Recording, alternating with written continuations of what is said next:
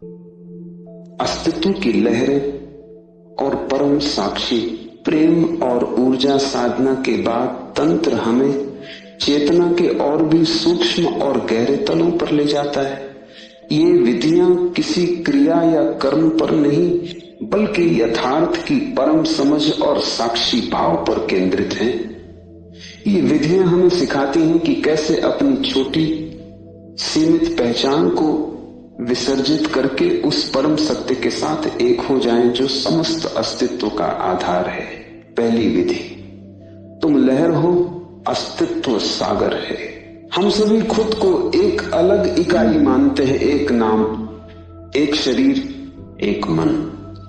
हम सोचते हैं कि हमारा जन्म होता है और हमारी मृत्यु होती है। ये अलगाव का बोध ही हमारे सभी भय और पीड़ा का मूल कारण है। तंत्र इस भ्रम को तोड़ने के लिए एक बहुत ही गहरी अंतर्दृष्टि प्रदान करता है। सूत्र कहता है, जैसे जल से लहरें उठती है और अग्नि से लपटें, वैसे ही सर्वव्यापक हमसे लहराता है। विधि का सार। इस विधि का मूल सार यह है कि तुम खुद को एक अलग लहर के रूप में देखना बंद कर दो और खुद को उस महासागर का ही एक अविभाज्य अंग मानो जिससे सभी लहरें उठती हैं और जिसमें वे विलीन हो जाती हैं। गहराई में समझ, एक लहर को देखो, वह सागर से ही उत्पन्न होती है, कुछ समय के लिए एक रूप धारण करती है और फिर वापस सागर में ही मिल जाती है। लहर का अपना कोई वास्तविक अस्तित्व नहीं है, उसका अस्तित्व सागर का ही अस्तित्व है। तंत्र कहता है कि लहर कोई वस्तु नहीं बल्कि एक प्रक्रिया है। यह लहर नहीं बल्कि लहराना है। ठीक उसी तरह तुम, मैं और हम सभी उस एक ही परम अस्तित्व की लहरें हैं। हमारी यह अलग पहचान, यह अहंकार एक झूठी और भ्रामक धारणा है। इसी झूठी पहचान के कारण मृत्यु का भय पैदा होता है। लहर देखती है कि दूसरी लहरें मिट रही हैं, इसलिए वो भयभीत हो जाती है कि वह भी एक दिन मिट जाएगी। लेकिन अगर लहर ये जान ले कि मैं सागर ही हूं तो फिर कोई भय नहीं रहता, क्योंकि लहर ही मरती है, सागर नहीं मरता। रूप नष्ट हो सकता है लेकिन अरूप शाश्वत है। अभ्यास कैसे करें? इस भाव में ध्यान करें। जब तुम श्वास लेते हो तो यह भाव करो कि ये तुम नहीं बल्कि सागर ही तुम्हारे भीतर श्वास ले रहा है। जब तुम्हारे भीतर कोई कामना या क्रोध उठे तो उसे मेरा क्रोध या मेरी कामना मत समझो। भाव करो कि यह अस्तित्व की एक लहर है जो तुम्हारे भीतर से गुजर रही है। इस बोध में स्थिर होने से अहंकार, जो कि लहर के साथ झूठी पहचान है, विलीन हो जाता है। अहंकार के विलीन होते ही तुम सागर हो जाते हो। दूसरी विधि, भटकता हुआ मन ही मार्ग है। आमतौर पर हम सोचते हैं कि मन को नियंत्रित करना होगा, उसके भटकने को रोकना होगा। हम मन को एक शत्रु की तरह देखते हैं, लेकिन तंत्र का एक अत्यंत क्रांतिकारी सूत्र कहता है कि यह भटकता हुआ मन ही द्वार है। सूत्र है, जहां कहीं तुम्हारा मन भटकता है, भीतर या बाहर, उसी स्थान पर यह विधि का सार। इस विधि का लक्ष्य मन को रोकना नहीं है, बल्कि मन जहां भी जाए उस चेतना के प्रति जागरूक होना है जिसमें यह सारा भटकाव घटित हो रहा है। गहराई में समझ, मन को आकाश में तैरते बादलों की तरह समझो और अपनी चेतना को आकाश की तरह। विचार, कल्पना, इच्छाएं, ये सब बादल हैं जो आते जाते रहते हैं। हम अक्सर इन बादलों, विचारों में इतना खो जाते हैं कि हम उस आकाश चेतना को ही भूल जाते हैं जिसमें ये बादल तैर रहे हैं। लेकिन आकाश के बिना बादल नहीं हो सकते, आकाश ही उनका आधार है। ये सूत्र कहता है कि विचार का विषय महत्वपूर्ण नहीं है, महत्वपूर्ण वह चेतना है जिसमें विचार उठ रहा है। विचार मेहमान है, तुम मेजबान हो।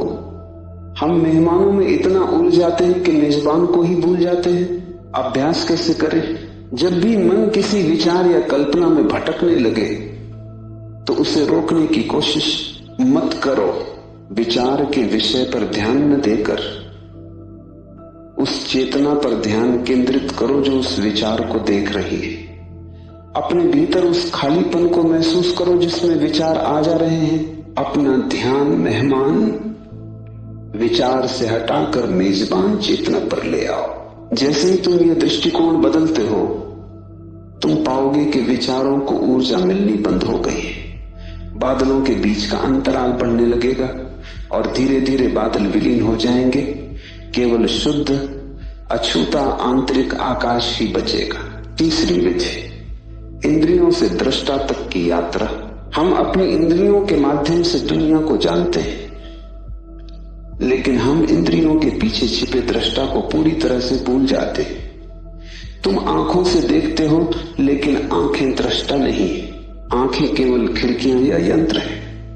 असली देखने वाला तो तुम हो जो भीतर छिपा है। सूत्र कहता है, जब किसी इंद्रिय विषय के द्वारा स्पष्ट बोध हो, उसी बोध में स्थित हो।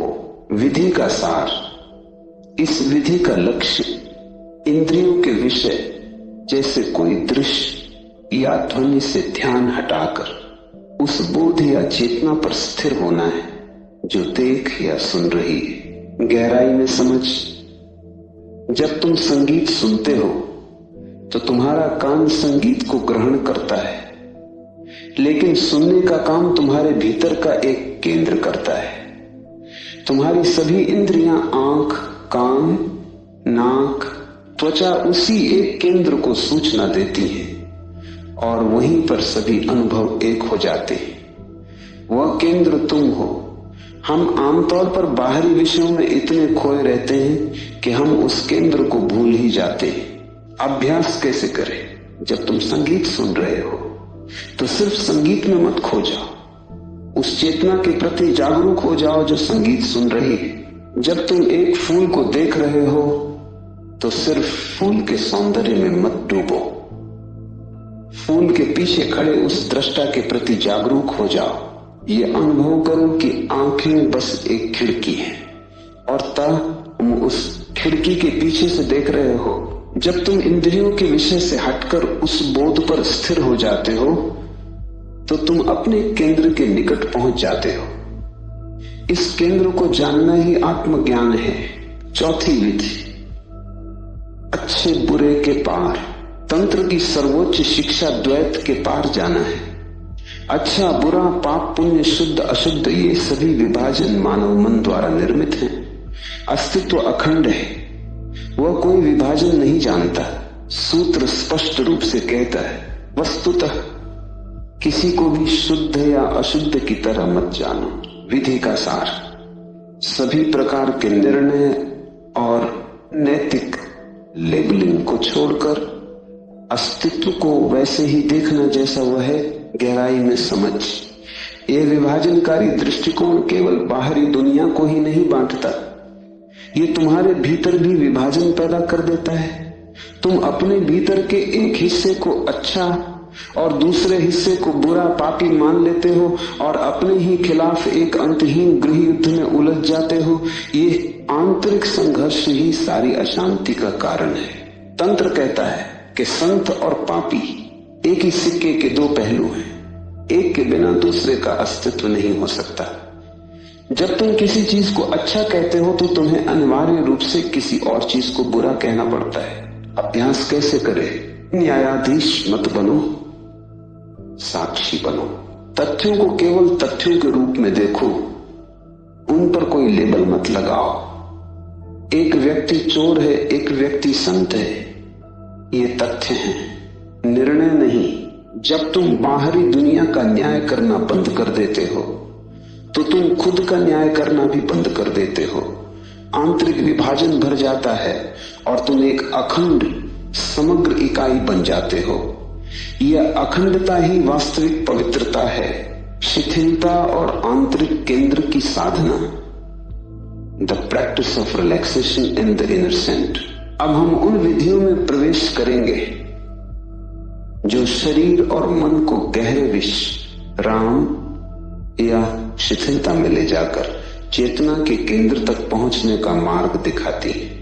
तंत्र के अनुसार एक तनावग्रस्त व्यक्ति कभी भी आध्यात्मिक ऊंचाइयों को नहीं छू सकता, क्योंकि तनाव उसे हमेशा परिधि पर बाहरी दुनिया में उलझाए रखता है। केंद्र तक की यात्रा गहरे विश्राम से ही संभव है। पहली विधि, प्रेम में शाश्वत जीवन का अनुभव। तंत्र की शुरुआत प्रेम से होती है, क्योंकि प्रेम शिथिल होने का सबसे निकटतम अनुभव है। एक व्यक्ति जो प्रेम नहीं कर सकता वह कभी विश्राम में नहीं उतर सकता, और जो विश्राम में उतरना सीख जाता है उसका पूरा जीवन प्रेमपूर्ण हो जाता है। सूत्र कहता है, प्रिय देवी, प्रेम किए जाने के क्षण में प्रेम में ऐसे प्रवेश करो जैसे कि वह नित्य जीवन हो। विधि का सार, जब तुम प्रेम के क्षण में हो तो कर्ता भाव को पूरी तरह विसर्जित कर दो। तुम प्रेमी या प्रेमिका नहीं हो, तुम कर्ता नहीं हो, तुम बस प्रेम की उस ऊर्जा में, उस कृत्य में पूरी तरह डूब जाओ जैसे वही एकमात्र शाश्वत सत्य हो। गहराई में समझ, जब तुम सच में प्रेम में होते हो तो समय विलीन हो जाता है। अतीत और भविष्य दोनों खो जाते हैं, केवल वर्तमान का क्षण बचता है। लेकिन जब अतीत और भविष्य नहीं होते तो उस क्षण को वर्तमान कहना भी अर्थहीन हो जाता है।